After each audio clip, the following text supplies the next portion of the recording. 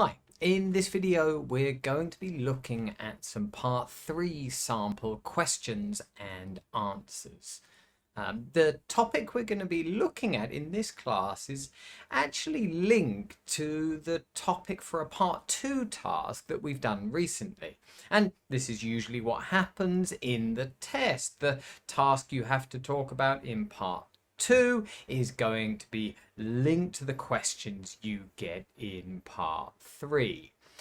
So if you remember, recently we looked at a part 2 task that was asking you to describe the neighborhood you grew up in as a child.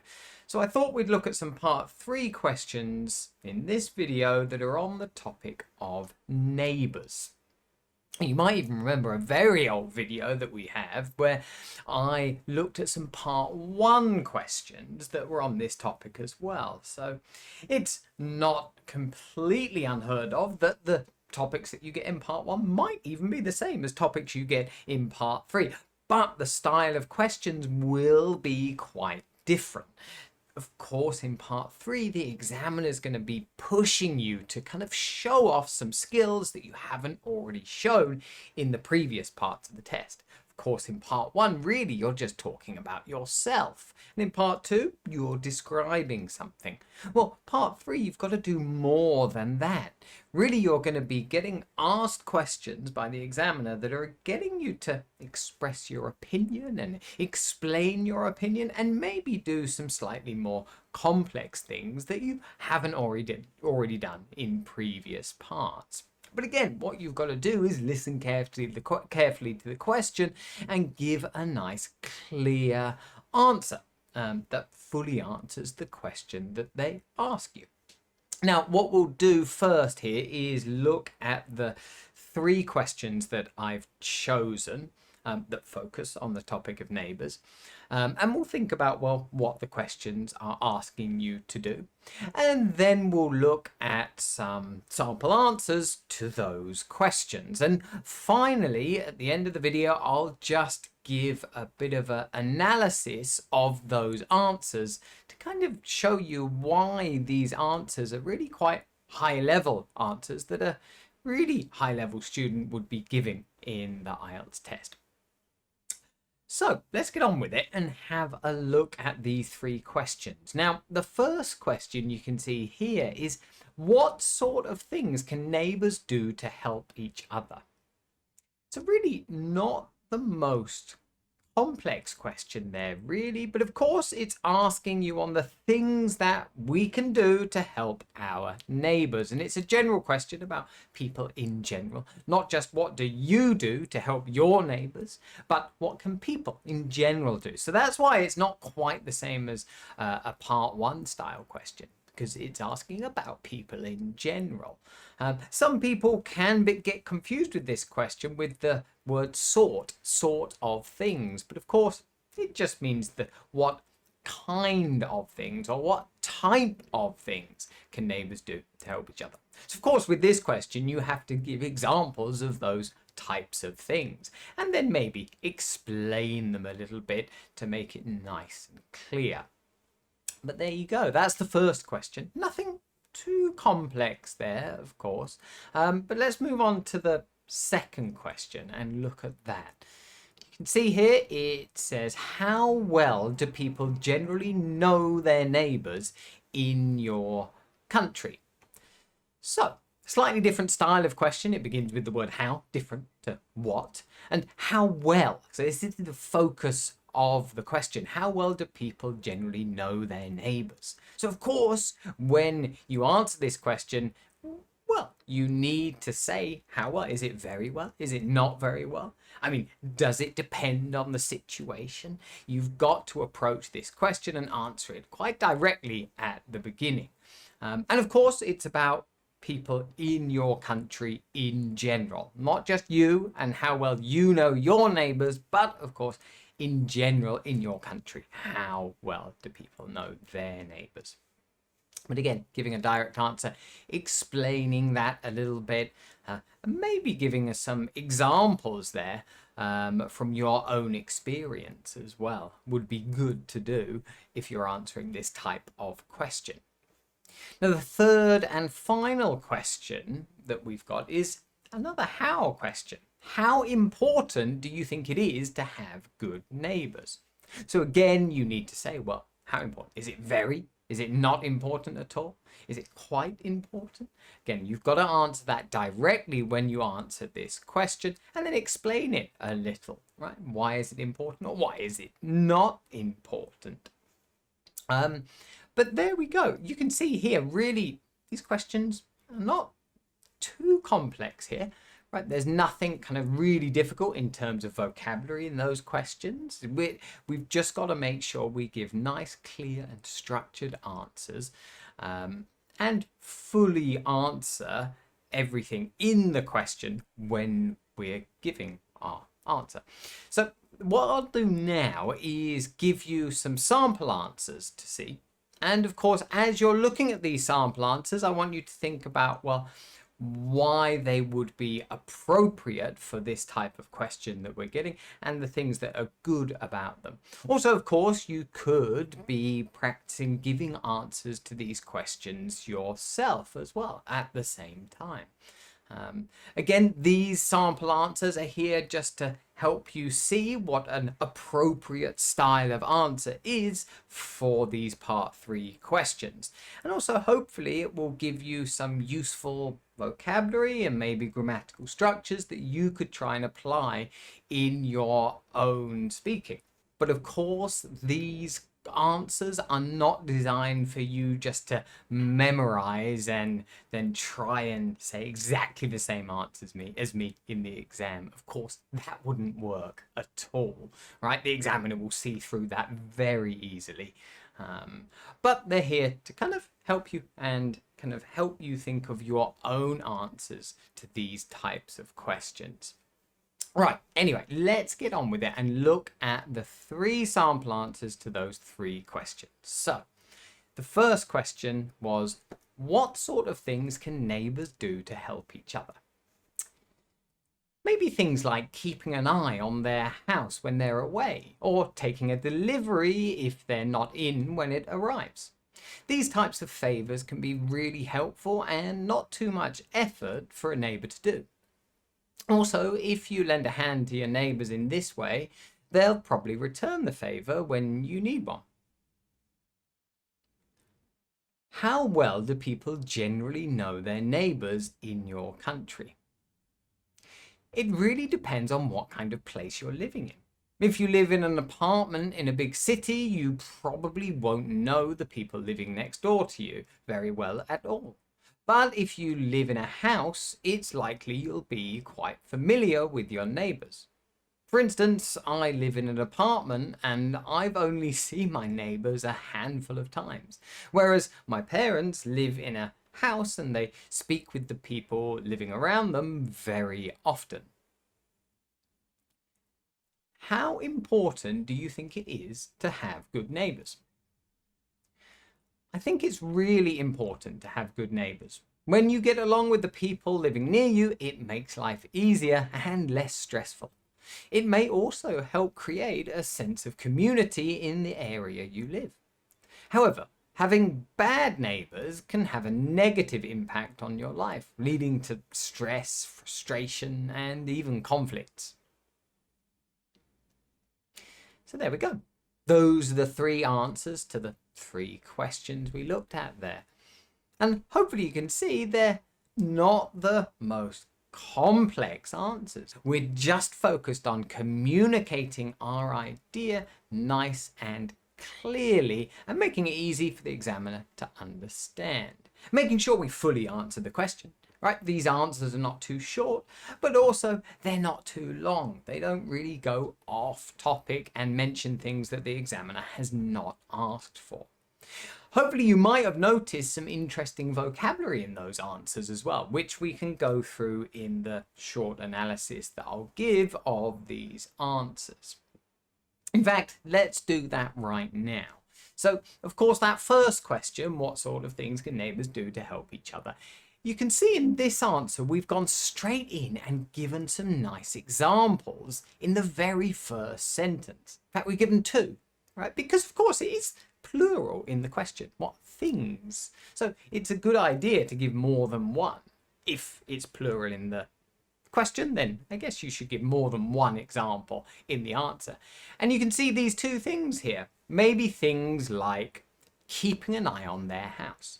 Now, to keep an eye on, this is, of course, an idiomatic phrase in English that you might already be aware of, but it means really to kind of check on their house. It doesn't mean to literally look at their house all the time, but it means, you know, you're aware that they're away and you need to just sometimes check on the house and check that it's okay. Or the other one here is taking a delivery when they're not in, when it arrives. So pretty simple there. Another kind of thing that you can do to help someone. Of course, we've got a phrase there which is quite nice. When they are not in, to not be in. Well, of course, that means they're not at their house. But it's a slightly more idiomatic way of saying that as well. So we've started there with two clear examples. Then we move on in the next sentence to explain it a bit. And notice here where we're linking the sentences. Not by using some kind of conjunction at the beginning of the sentence, but we're using these types of favours. So of course, these types of favours is referring to the two favours, the two things that we can do to help in the previous sentence. Of course, we're showing our range of vocabulary there by using the word favour, which just means things you can do to help people are favours. So we've linked the sentence that is there as well as shown off a bit of good vocabulary. So these types of favours can be really helpful. Another nice thing we've done here is, of course, in the question they're using the word help as a verb, but here we're using helpful, an adjective, just to show that we've got that ability to change the form of a word. We're not really thinking about that consciously when we're giving the answer, but it's a good thing to notice here if we're analysing the answer we've given. So it can be really helpful and not too much effort for a neighbour to do. Nothing too complex there, but of course we've got the verb do, which collocates with the noun favours. You can do a favour for someone. So nothing too complex there, but also we've moved on and given an extra sentence there at the end, because maybe, although the answer with just two sentences is pretty clear, we want to extend it a bit more. So we've extended it. We've actually used the word also here to extend it, and then we've got a conditional sentence.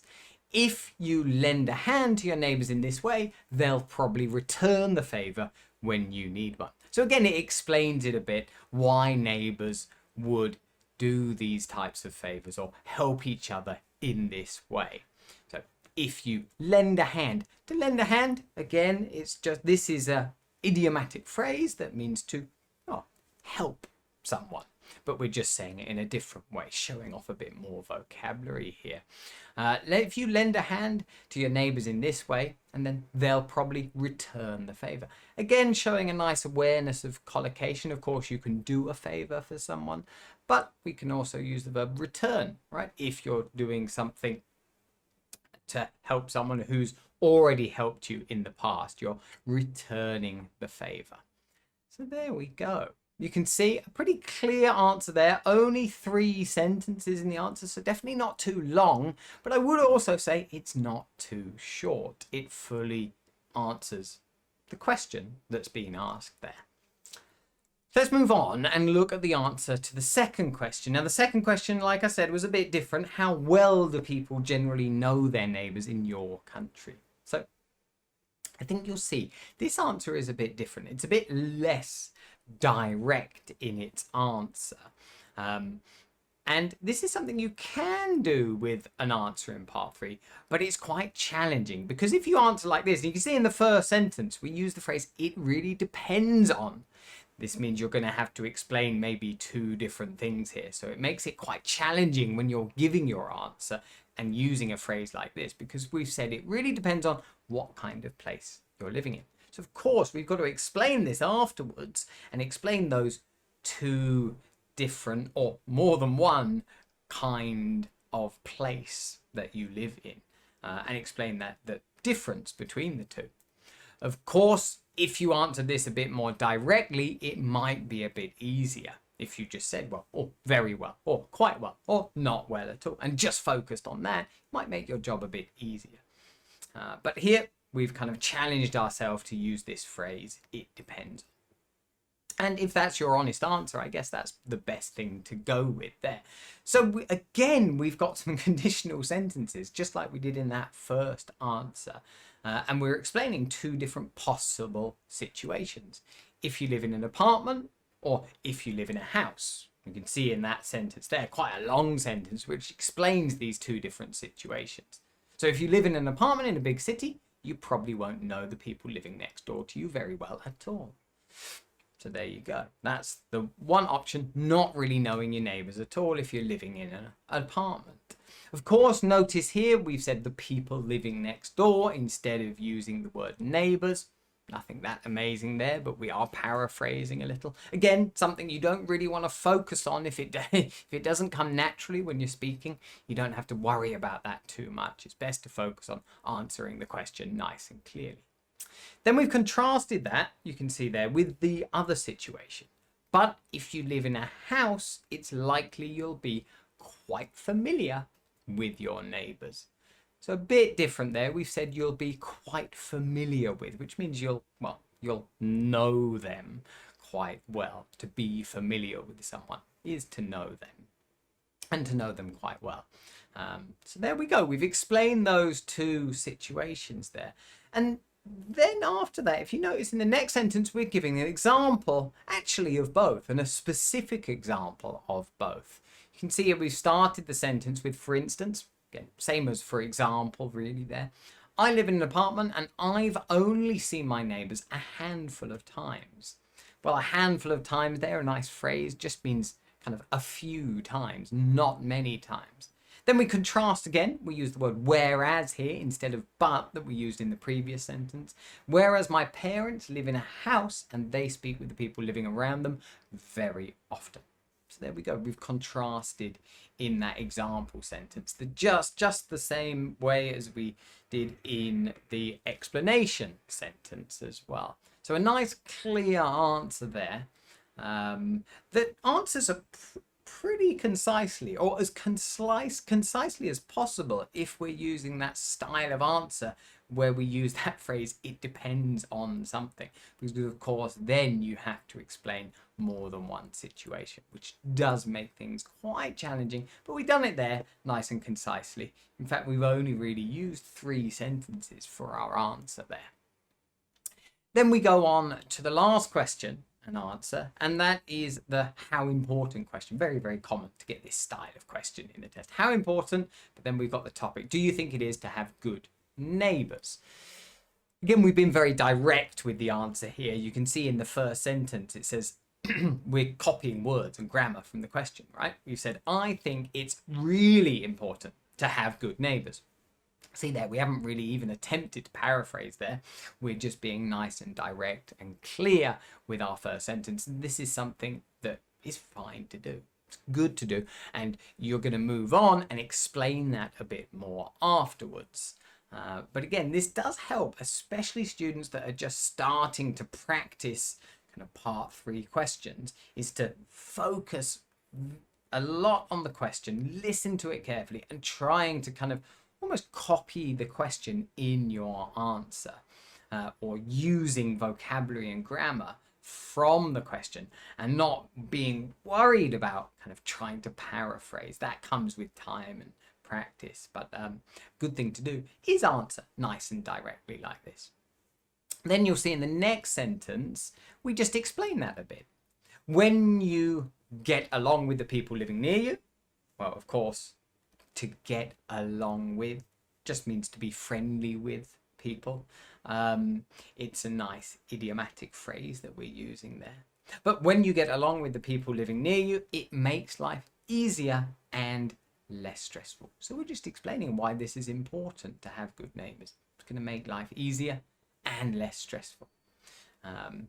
Also, we're going to explain a bit more in the following sentence. It may also help create a sense of community in the area you live. So nice phrase there, a sense of community, meaning that people in that area feel connected and feel like they know each other quite well.